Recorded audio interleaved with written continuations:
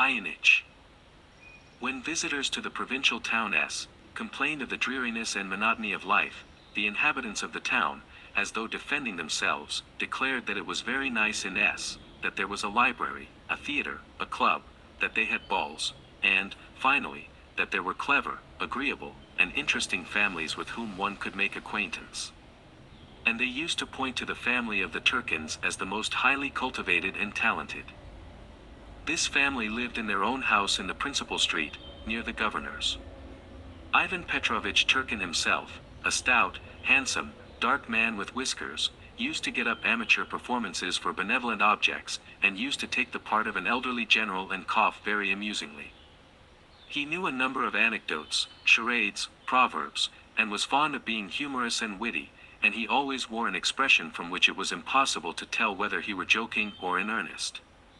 His wife, Vera Iosifovna, a thin, nice-looking lady who wore a pince-nez, used to write novels and stories, and was very fond of reading them aloud to her visitors. The daughter, Ekaterina Ivanovna, a young girl, used to play on the piano. In short, every member of the family had a special talent. The Turkins welcomed visitors, and good-humoredly displayed their talents with genuine simplicity. Their stone house was roomy and cool in summer. Half of the windows looked into a shady old garden, where nightingales used to sing in the spring.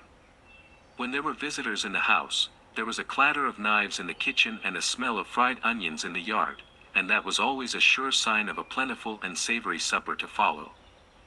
And as soon as Dmitri Ionitch Startsev was appointed the district doctor, and took up his abode at Dialyz, 6 miles from S, he, too, was told that as a cultivated man it was essential for him to make the acquaintance of the Turkins.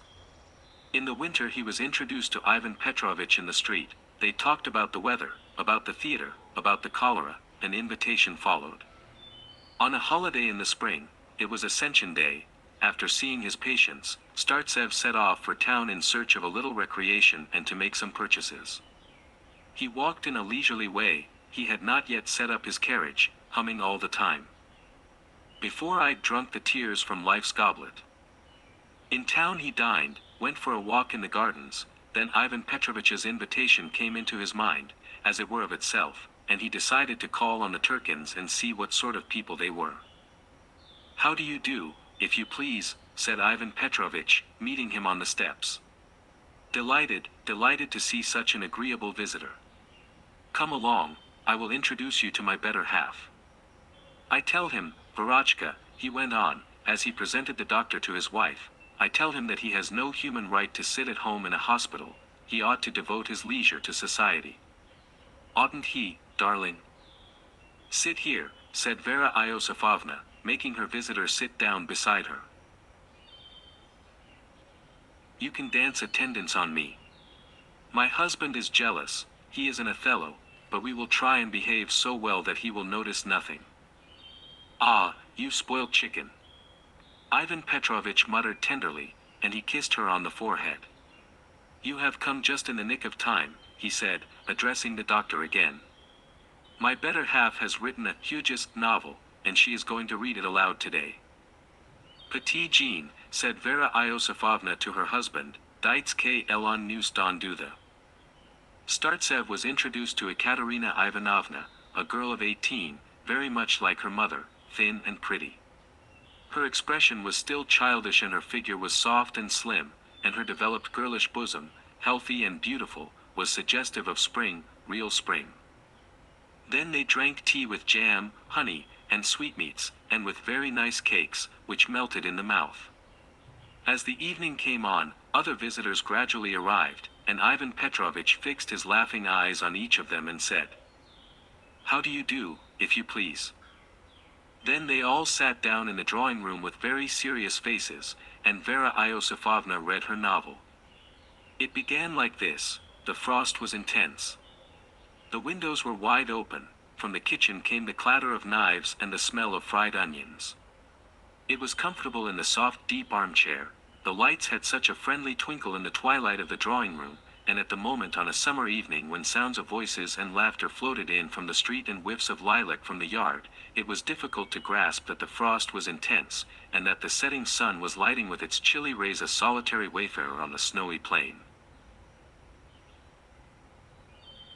Vera Iosifovna read how a beautiful young countess founded a school, a hospital, a library, in her village, and fell in love with a wandering artist. She read of what never happens in real life, and yet it was pleasant to listen, it was comfortable, and such agreeable, serene thoughts kept coming into the mind, one had no desire to get up.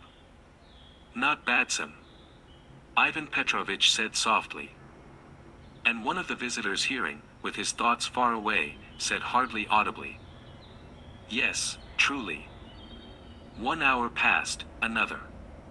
In the town gardens close by a band was playing and a chorus was singing. When Vera Iosifovna shut her manuscript book, the company was silent for 5 minutes, listening to Lucina being sung by the chorus, and the song gave what was not in the novel and is in real life. Do you publish your stories in magazines? Startsev asked Vera Iosifovna. No, she answered. I never publish. I write it and put it away in my cupboard. Why publish, she explained. We have enough to live on. And for some reason everyone sighed.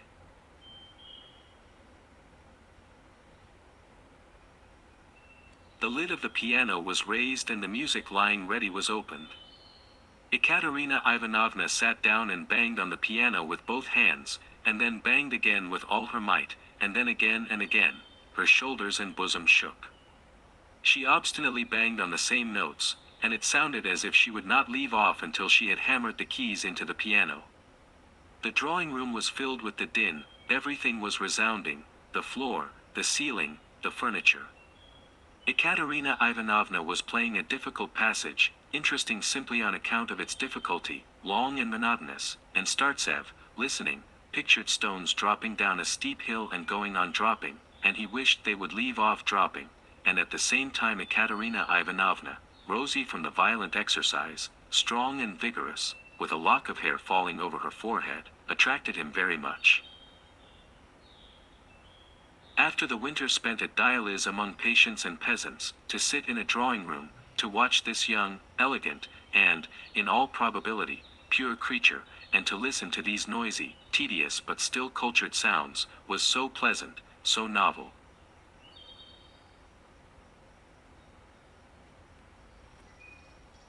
Well, kitten, you have played as never before, said Ivan Petrovitch, with tears in his eyes, when his daughter had finished and stood up. Denis, you won't write anything better. All flocked round her, congratulated her, expressed astonishment, declared that it was long since they had heard such music, and she listened in silence with a faint smile, and her whole figure was expressive of triumph. Splendid, superb. Splendid, said Startsev, too, carried away by the general enthusiasm. Where have you studied? He asked Ekaterina Ivanovna. At the conservatoire. No, I am only preparing for the conservatoire, and till now have been working with Madame. Have you finished at the high school here?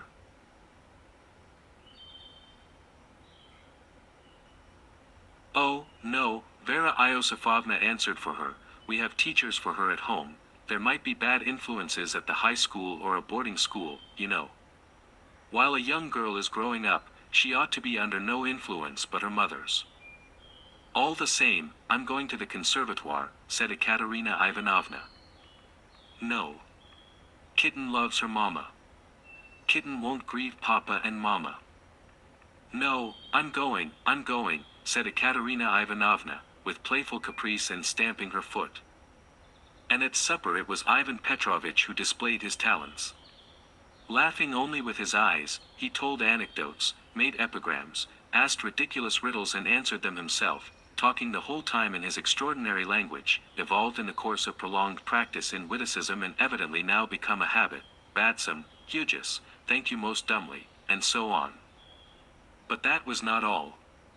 When the guests, replete and satisfied, trooped into the hall, looking for their coats and sticks, there bustled about them the footman Pavlusha, or, as he was called in the family, Pava, a lad of 14 with shaven head and chubby cheeks. "Come, Pava, perform," Ivan Petrovich said to him. Pava struck an attitude, flung up his arm, and said in a tragic tone, "Unhappy woman, die." And every one roared with laughter. "It's entertaining," thought Startsev, as he went out into the street. He went to a restaurant and drank some beer, then set off to walk home to Dialis. He walked all the way singing, "Thy voice to me so languid and caressing." On going to bed, he felt not the slightest fatigue after the 6 miles walk. On the contrary, he felt as though he could with pleasure have walked another 20. Not badsome, he thought, and laughed as he fell asleep. Startsev kept meaning to go to the Turkins again, but there was a great deal of work in the hospital, and he was unable to find free time. In this way more than a year passed in work and solitude. But one day a letter in a light blue envelope was brought him from the town. Vera Iosifovna had been suffering for some time from migraine, but now since Kitten frightened her every day by saying that she was going away to the conservatoire, the attacks began to be more frequent. All the doctors of the town had been at the Turkins. At last it was the district doctor's turn. Vera Iosifovna wrote him a touching letter in which she begged him to come and relieve her sufferings. Startsev went, and after that he began to be often, very often at the Turkins. He really did something for Vera Iosifovna, and she was already telling all her visitors that he was a wonderful and exceptional doctor. But it was not for the sake of her migraine that he visited the Turkins now. It was a holiday. Ekaterina Ivanovna finished her long, wearisome exercises on the piano. Then they sat a long time in the dining room, drinking tea, and Ivan Petrovich told some amusing story. Then there was a ring and he had to go into the hall to welcome a guest. Startsev took advantage of the momentary commotion, and whispered to Ekaterina Ivanovna in great agitation, "For God's sake, I entreat you, don't torment me, let us go into the garden." She shrugged her shoulders, as though perplexed and not knowing what he wanted of her, but she got up and went. "You play the piano for 3 or 4 hours, he said, following her, "then you sit with your mother, and there is no possibility of speaking to you. Give me a quarter of an hour at least, I beseech you." Autumn was approaching, and it was quiet and melancholy in the old garden. The dark leaves lay thick in the walks. It was already beginning to get dark early. "I haven't seen you for a whole week," Startsev went on, "and if you only knew what suffering it is. Let us sit down. Listen to me." They had a favorite place in the garden, a seat under an old spreading maple. And now they sat down on this seat. "What do you want?" said Ekaterina Ivanovna drily, in a matter-of-fact tone. "I have not seen you for a whole week, I have not heard you for so long. I long passionately, I thirst for your voice. Speak." She fascinated him by her freshness, the naive expression of her eyes and cheeks. Even in the way her dress hung on her, he saw something extraordinarily charming, touching in its simplicity and naive grace, and at the same time, in spite of this naivete, she seemed to him intelligent and developed beyond her years. He could talk with her about literature, about art, about anything he liked, could complain to her of life, of people, though it sometimes happened in the middle of serious conversation she would laugh inappropriately or run away into the house. Like almost all girls of her neighborhood, she had read a great deal. As a rule, people read very little in S, and at the lending library they said if it were not for the girls and the young Jews, they might as well shut up the library. This afforded Startsev infinite delight. He used to ask her eagerly every time what she had been reading the last few days, and listened enthralled while she told him. "What have you been reading this week since I saw you last?" he asked now. "Do please tell me." "I have been reading Pisemsky." "What exactly?" "A Thousand Souls," answered Kitten. "And what a funny name Pisemsky had, Alexei Feofilictich." "Where are you going?" cried Startsev in horror, as she suddenly got up and walked towards the house. "I must talk to you, I want to explain myself. Stay with me just 5 minutes, I supplicate you." She stopped as though she wanted to say something, then awkwardly thrust a note into his hand, ran home and sat down to the piano again. Be in the cemetery, Startsev read, at 11 o'clock tonight, near the tomb of Demeti. Well, that's not at all clever, he thought, coming to himself. Why the cemetery? What for? It was clear, Kitten was playing a prank. Who would seriously dream of making an appointment at night in the cemetery far out of the town, when it might have been arranged in the street or in the town gardens? And was it in keeping with him, a district doctor, an intelligent, staid man, to be sighing, receiving notes, to hang about cemeteries, to do silly things that even schoolboys think ridiculous nowadays? What would this romance lead to? What would his colleagues say when they heard of it? Such were Startsev's reflections as he wandered round the tables at the club, and at 10:30 he suddenly set off for the cemetery.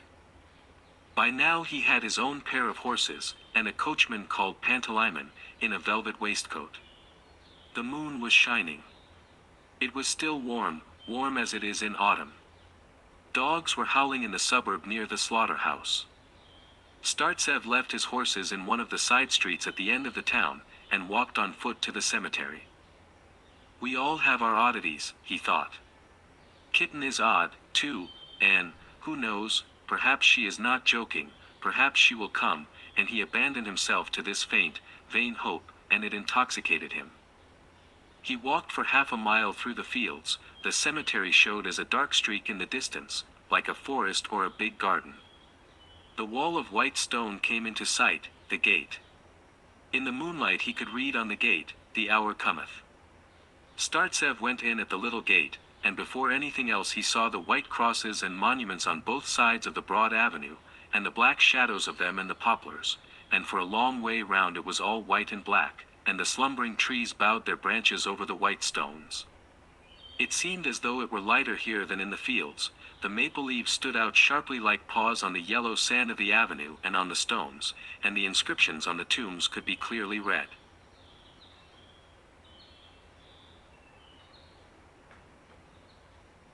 For the first moment Startsev was struck now by what he saw for the first time in his life, and what he would probably never see again, a world not like anything else, a world in which the moonlight was as soft and beautiful, as though slumbering here in its cradle, where there was no life, none whatever, but in every dark poplar, in every tomb, there was felt the presence of a mystery that promised a life peaceful, beautiful, eternal. The stones and faded flowers, together with the autumn scent of the leaves, all told of forgiveness, melancholy, and peace. All was silence around. The stars looked down from the sky in the profound stillness, and Startsev's footsteps sounded loud and out of place, and only when the church clock began striking and he imagined himself dead, buried there forever, he felt as though someone were looking at him, and for a moment he thought that it was not peace and tranquility, but stifled despair, the dumb dreariness of non-existence. Demeti's tomb was in the form of a shrine with an angel at the top. The Italian opera had once visited S, and one of the singers had died. She had been buried here, and this monument put up to her. No one in the town remembered her, but the lamp at the entrance reflected the moonlight, and looked as though it were burning. There was no one, and, indeed, who would come here at midnight? But Startsev waited, and as though the moonlight warmed his passion, he waited passionately, and, in imagination, pictured kisses and embraces. He sat near the monument for half an hour, then paced up and down the side avenues, with his hat in his hand, waiting and thinking of the many women and girls buried in these tombs who had been beautiful and fascinating, who had loved, at night burned with passion, yielding themselves to caresses. How wickedly Mother Nature jested at man's expense, after all. How humiliating it was to recognize it. Startsev thought this, and at the same time he wanted to cry out that he wanted love, that he was eager for it at all costs. To his eyes they were not slabs of marble, but fair white bodies in the moonlight. He saw shapes hiding bashfully in the shadows of the trees, felt their warmth, and the languor was oppressive. And as though a curtain were lowered, the moon went behind a cloud, and suddenly all was darkness. Startsev could scarcely find the gate. By now it was as dark as it is on an autumn night. Then he wandered about for an hour and a half, looking for the side street in which he had left his horses. "I am tired, I can scarcely stand on my legs," he said to Pantalaimon. And settling himself with relief in his carriage, he thought, "Och, I ought not to get fat." The following evening he went to the Turkins to make an offer. But it turned out to be an inconvenient moment, as Ekaterina Ivanovna was in her own room having her hair done by a hairdresser. She was getting ready to go to a dance at the club. He had to sit a long time again in the dining room drinking tea. Ivan Petrovitch, seeing that his visitor was bored and preoccupied, drew some notes out of his waistcoat pocket, read a funny letter from a German steward, saying that all the ironmongery was ruined and the plasticity was peeling off the walls. "I expect they will give a decent dowry," thought Startsev, listening absent-mindedly. After a sleepless night, he found himself in a state of stupefaction, as though he had been given something sweet and soporific to drink. There was fog in his soul, but joy and warmth, and at the same time a sort of cold, heavy fragment of his brain was reflecting. "Stop before it is too late. Is she the match for you? She is spoiled, whimsical, sleeps till 2 o'clock in the afternoon, while you are a deacon's son, a district doctor. What of it?" he thought. "I don't care. Besides, if you marry her," the fragment went on, "then her relations will make you give up the district work and live in the town. After all," he thought, "if it must be the town it must be. They will give a dowry, we can establish ourselves suitably." At last Ekaterina Ivanovna came in, dressed for the ball, with a low neck, looking fresh and pretty, and Startsev admired her so much, and went into such ecstasies, that he could say nothing, but simply stared at her and laughed. She began saying goodbye, and he had no reason for staying now, got up, saying that it was time for him to go home, his patients were waiting for him. "Well, there's no help for that," said Ivan Petrovitch. "Go, and you might take Kitten to the club on the way." It was spotting with rain, it was very dark, and they could only tell where the horses were by Pantaleimmon's husky cough. The hood of the carriage was put up. "I stand upright, you lie down right, he lies all right," said Ivan Petrovitch as he put his daughter into the carriage. They drove off. "I was at the cemetery yesterday," Startsev began. "How ungenerous and merciless it was on your part." "You went to the cemetery?" "Yes, I went there and waited almost till 2 o'clock. I suffered." "Well, suffer, if you cannot understand a joke." Ekaterina Ivanovna, pleased at having so cleverly taken in a man who was in love with her, and at being the object of such intense love, burst out laughing and suddenly uttered a shriek of terror, for, at that very minute, the horses turned sharply in at the gate of the club, and the carriage almost tilted over. Startsev put his arm round Ekaterina Ivanovna's waist, in her fright she nestled up to him, and he could not restrain himself, and passionately kissed her on the lips and on the chin, and hugged her more tightly. "That's enough," she said drily. And a minute later she was not in the carriage, and a policeman near the lighted entrance of the club shouted in a detestable voice to Pantaleimon, "What are you stopping for, you crow? Drive on." Startsev drove home, but soon afterwards returned. Attired in another man's dress suit and a stiff white tie which kept sawing at his neck and trying to slip away from the collar, he was sitting at midnight in the club drawing-room, and was saying with enthusiasm to Ekaterina Ivanovna, "Ah, how little people know who have never loved. It seems to me that no one has ever yet written of love truly, and I doubt whether this tender, joyful, agonizing feeling can be described, and any one who has once experienced it would not attempt to put it into words. What is the use of preliminaries and introductions? What is the use of unnecessary fine words? My love is immeasurable. I beg, I beseech you," Startsev brought out at last, "be my wife." "Dmitri Ionitch," said Ekaterina Ivanovna, with a very grave face, after a moment's thought, "Dmitri Ionitch, I am very grateful to you for the honor. I respect you, but—" She got up and continued standing, "But, forgive me, I cannot be your wife. Let us talk seriously. Dmitri Ionitch, you know I love art beyond everything in life. I adore music, I love it frantically, I have dedicated my whole life to it. I want to be an artist, I want fame, success, freedom, and you want me to go on living in this town, to go on living this empty, useless life, which has become insufferable to me. To become a wife, oh, no, forgive me. One must strive towards a lofty, glorious goal, and married life would put me in bondage forever. Dmitri Ionitch, she faintly smiled as she pronounced his name. She thought of Alexei Theophilitich. Dmitri Ionitch, you are a good, clever, honorable man. You are better than anyone. Tears came into her eyes. I feel for you with my whole heart, but you will understand. And she turned away and went out of the drawing room to prevent herself from crying. Startsev's heart left off throbbing uneasily. Going out of the club into the street, he first of all tore off the stiff tie and drew a deep breath. He was a little ashamed and his vanity was wounded.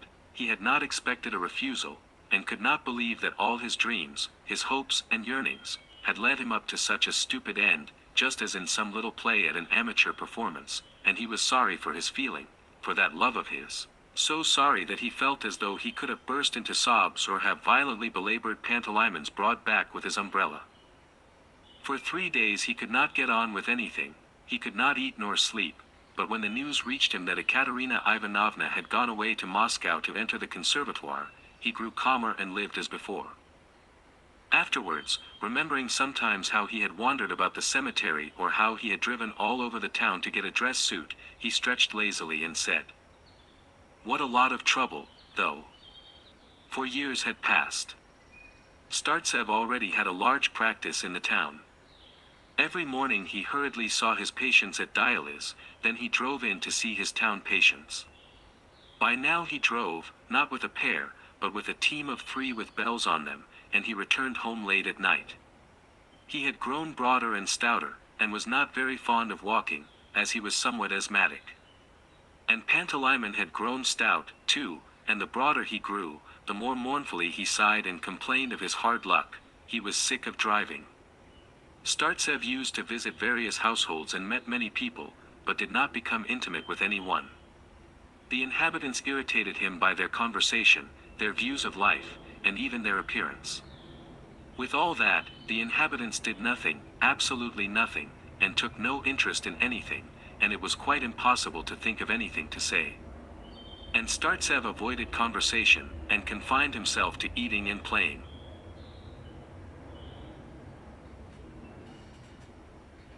With all that, the inhabitants did nothing, absolutely nothing, and took no interest in anything, and it was quite impossible to think of anything to say. And Startsev avoided conversation, and confined himself to eating and playing.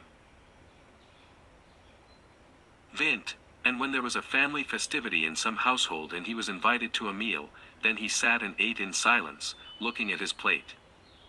And everything that was said at the time was uninteresting, unjust, and stupid. He felt irritated and disturbed, but held his tongue, and, because he sat glumly silent and looked at his plate, he was nicknamed in the town, the haughty Pole, though he never had been a Pole. All such entertainments as theaters and concerts he declined, but he played vint every evening for 3 hours with enjoyment. He had another diversion to which he took imperceptibly, little by little. In the evening he would take out of his pockets the notes he had gained by his practice, and sometimes there were stuffed in his pockets notes, yellow and green, and smelling of scent and vinegar and incense and fish oil, up to the value of 70 rubles. And when they amounted to some hundreds he took them to the Mutual Credit Bank and deposited the money there to his account. He was only twice at the Turkins in the course of the 4 years after Ekaterina Ivanovna had gone away, on each occasion at the invitation of Vera Iosifovna, who was still undergoing treatment for migraine. Every summer Ekaterina Ivanovna came to stay with her parents, but he did not once see her. It somehow never happened. But now 4 years had passed. One still, warm morning a letter was brought to the hospital. Vera Iosifovna wrote to Dmitri Ionitch that she was missing him very much, and begged him to come and see them, and to relieve her sufferings, and, by the way, it was her birthday. Below was a postscript, "I join in mother's request. K." Startsev considered, and in the evening he went to the Turkins. "How do you do, if you please?" Ivan Petrovich met him, smiling with his eyes only. "Bonjour." Vera Iosifovna, white-haired and looking much older, shook Startsev's hand, sighed affectedly, and said, "You don't care to pay attentions to me, doctor. You never come and see us, I am too old for you. But now someone young has come, perhaps she will be more fortunate." And Kitten? She had grown thinner, paler, had grown handsomer and more graceful, but now she was Ekaterina Ivanovna, not Kitten. She had lost the freshness and look of childish naivete. And in her expression and manners there was something new, guilty and diffident, as though she did not feel herself at home here in the Turkin's house. "How many summers, how many winters," she said, giving Startsev her hand, and he could see that her heart was beating with excitement, and looking at him intently and curiously, she went on, "How much stouter you are.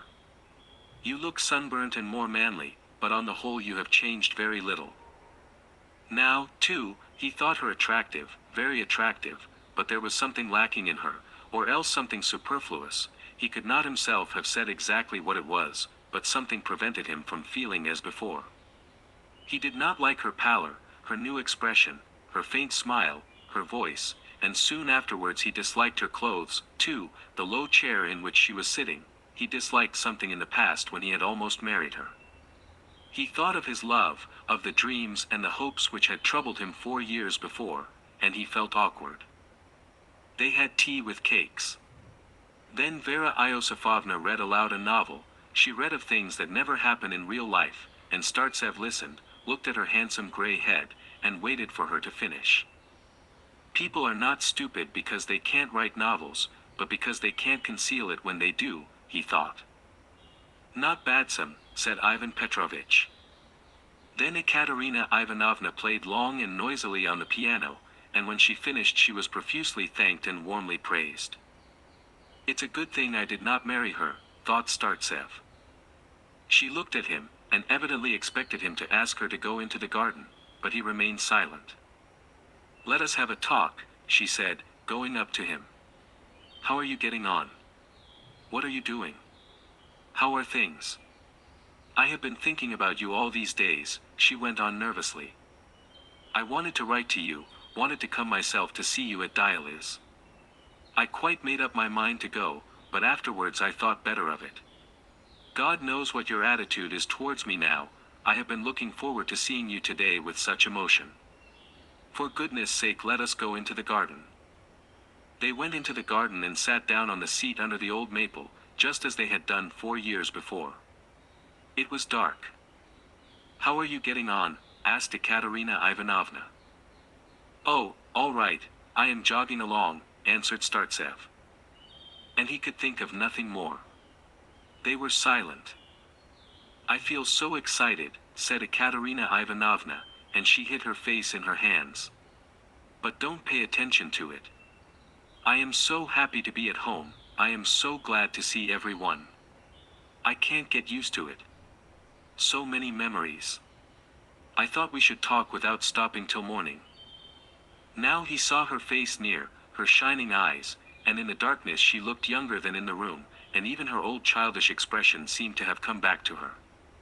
And indeed she was looking at him with naive curiosity, as though she wanted to get a closer view and understanding of the man who had loved her so ardently, with such tenderness, and so unsuccessfully. Her eyes thanked him for that love.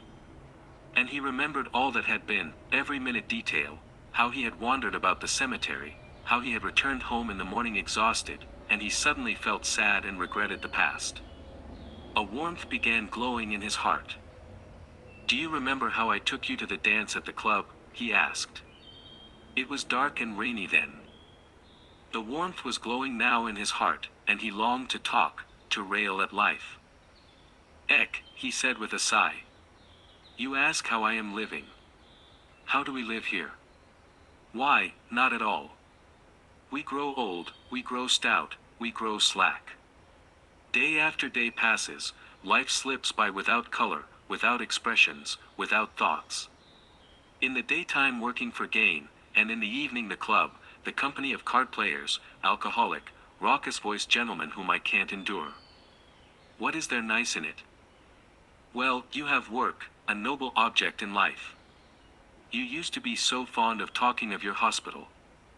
I was such a queer girl then, I imagined myself such a great pianist. Nowadays all young ladies play the piano, and I played, too, like everybody else, and there was nothing special about me. I am just such a pianist as my mother is an authoress. And of course I didn't understand you then, but afterwards in Moscow I often thought of you. I thought of no one but you. What happiness to be a district doctor, to help the suffering, to be serving the people.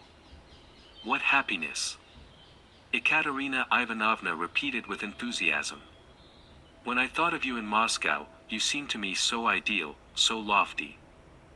Startsev thought of the notes he used to take out of his pockets in the evening with such pleasure, and the glow in his heart was quenched. He got up to go into the house. She took his arm. You are the best man I've known in my life, she went on. We will see each other and talk, won't we? Promise me. I am not a pianist, I am not in error about myself now, and I will not play before you or talk of music. When they had gone into the house, and when Startsev saw in the lamplight her face, and her sad, grateful, searching eyes fixed upon him, he felt uneasy and thought again. It's a good thing I did not marry her then. He began taking leave. You have no human right to go before supper, said Ivan Petrovitch as he saw him off. It's extremely perpendicular on your part. Well, now, perform, he added, addressing Pava in the hall.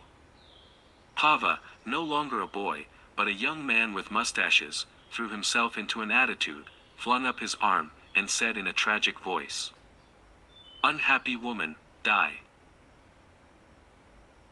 All this irritated Startsev. Getting into his carriage, and looking at the dark house and garden which had once been so precious and so dear, he thought of everything at once, Vera Iosifovna's novels and Kitten's noisy playing, and Ivan Petrovitch's jokes and Pava's tragic posturing, and thought if the most talented people in the town were so futile, what must the town be? 3 days later Pava brought a letter from Ekaterina Ivanovna. You don't come and see us, why? She wrote to him. I am afraid that you have changed towards us. I am afraid, and I am terrified at the very thought of it. Reassure me, come and tell me that everything is well. I must talk to you. Your E.I. He read this letter, thought a moment, and said to Pava. Tell them, my good fellow, that I can't come today, I am very busy. Say I will come in 3 days or so. But 3 days passed, a week passed, he still did not go. Happening once to drive past the Turkin's house, he thought he must go in, if only for a moment, but on second thoughts, did not go in. And he never went to the Turkins again. Several more years have passed. Startsev has grown stouter still, has grown corpulent, breathes heavily, and already walks with his head thrown back. When stout and red in the face, he drives with his bells and his team of 3 horses, and Pantalaimon, also stout and red in the face with his thick beefy neck, sits on the box, holding his arms stiffly out before him as though they were made of wood, and shouts to those he meets, keep to the Rei-eyed. It is an impressive picture. One might think it was not a mortal, but some heathen deity in his chariot.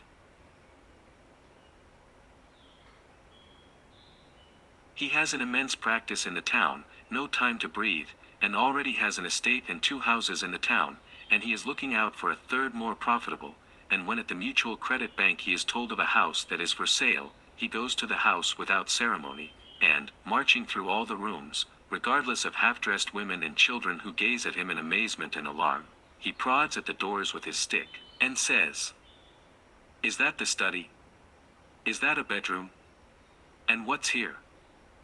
And as he does so he breathes heavily and wipes the sweat from his brow. He has a great deal to do, but still he does not give up his work as district doctor. He is greedy for gain, and he tries to be in all places at once. At Dialis and in the town he is called simply IONITCH. Where is IONITCH off to, or should not we call in IONITCH to a consultation? Probably because his throat is covered with rolls of fat, his voice has changed, it has become thin and sharp. His temper has changed, too, he has grown ill-humored and irritable. When he sees his patients he is usually out of temper, he impatiently taps the floor with his stick, and shouts in his disagreeable voice. Be so good as to confine yourself to answering my questions. Don't talk so much. He is solitary.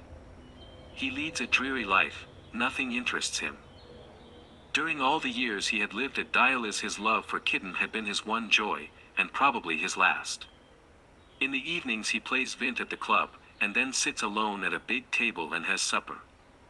Ivan, the oldest and most respectable of the waiters, serves him, hands him Lafitte number 17, and everyone at the club, the members of the committee, the cook and waiters, know what he likes and what he doesn't like and do their very utmost to satisfy him, or else he is sure to fly into a rage and bang on the floor with his stick.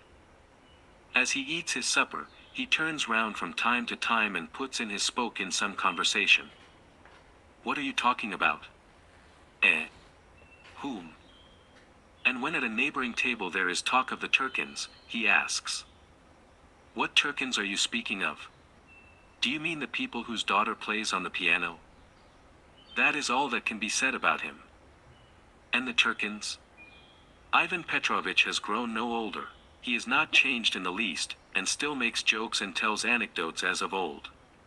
Vera Iosifovna still reads her novels aloud to her visitors with eagerness and touching simplicity. And Kitten plays the piano for 4 hours every day. She has grown visibly older, is constantly ailing, and every autumn goes to the Crimea with her mother. When Ivan Petrovich sees them off at the station, he wipes his tears as the train starts, and shouts, Goodbye, if you please. And he waves his handkerchief.